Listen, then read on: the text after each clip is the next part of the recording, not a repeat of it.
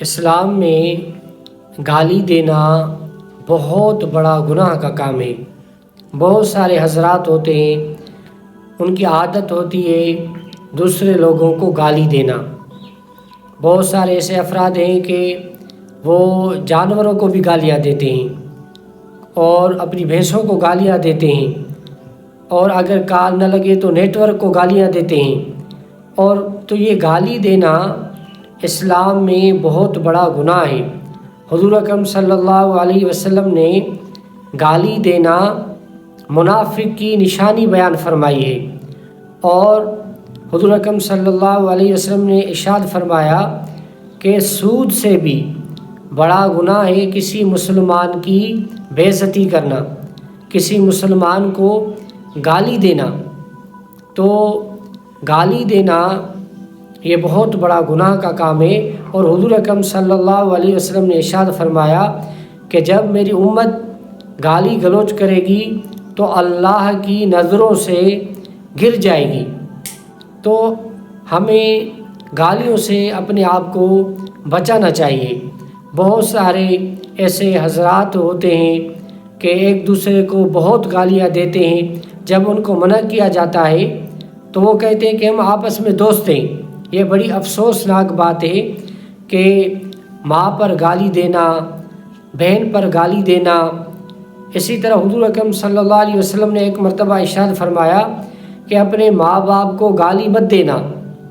تو عرض کیا گیا کہ اللہ کے رسول، ہم کیوں اپنے ماں باپ کو گالی دیں گے؟ تو حضور اکرم صلی اللہ علیہ وسلم نے ارشاد فرمایا اگر تم کسی کی ماں باپ کو گالی دو گے تو وہ جواب میں تمہیں گالی دے گا، تو ایسا ہوا کہ جیسے تم نے اپنے ماں باپ کو خود گالی دی۔ تو بہت سارے ایسے حضرات ہوتے ہیں جو بزرگ جو اشخاص ہوتے ہیں ان کو گالیاں دیتے ہیں، یا صحابہ کرام کو گالی دیتے ہیں۔ کتنا بڑا گناہ کا کام ہے۔ کسی عام آدمی کو گالی دینا بھی بہت بڑا گناہ ہے۔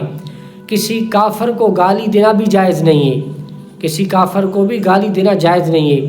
تو یہ کتنا بڑا جرم ہے کہ کوئی بندہ صحابہ کرام کو گالی دے، اور حضرت ابوبکر صدیق رضی اللہ عنہ، حضرت عمر فاروق رضی اللہ عنہ، حضرت عثمان غنی رضی اللہ عنہ، حضرت علی المرتضیٰ رضی اللہ عنہ ان کے خلاف بولے اور ان کے اوپر بکواس کرے، تو یہ کتنا بڑا گناہ ہے۔ اور یہ کون سا دین ہے؟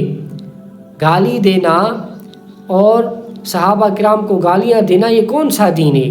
یہ تو کوئی دین ہی نہیں ہے، یہ تو فتنہ ہے پھر۔ اور حضور اکرم صلی اللہ علیہ وسلم نے بڑی تاکید ارشاد فرمائی۔ حضور اکرم صلی اللہ علیہ وسلم نے ارشاد فرمایا میرے بعد میرے صحابہ کے متعلق اچھا گمان رکھنا، اور ان کے متعلق اللہ سے ڈرنا، ان کے متعلق اللہ سے ڈرنا، اور میرے پیچھے ان کو کچھ نہ کہنا۔ حضور اکرم صلی اللہ علیہ وسلم نے ارشاد فرمایا جس نے میرے صحابہ سے محبت کی تو اس نے میری وجہ سے، میری محبت کی وجہ سے ان سے محبت کی، اور جس نے میرے صحابہ سے دشمنی کی، حضور اکرم صلی اللہ علیہ وسلم نے ارشاد فرمایا کہ اس کی اصل دشمنی میرے ساتھ ہے۔ میرے ساتھ دشمنی ہے، اس لیے میرے صحابہ سے، میرے ساتھیوں سے، میرے دوستوں سے اس کی دشمنی ہے۔ اور حضور اکرم صلی اللہ علیہ وسلم نے ارشاد فرمایا جس نے میرے صحابہ کو اذیت پہنچائی اس نے مجھے اذیت پہنچائی، اور جس نے مجھے اذیت پہنچائی اس نے اللہ کو اذیت پہنچائی، اور ان قریب اللہ تعالیٰ اس کی پکڑ کرے گا۔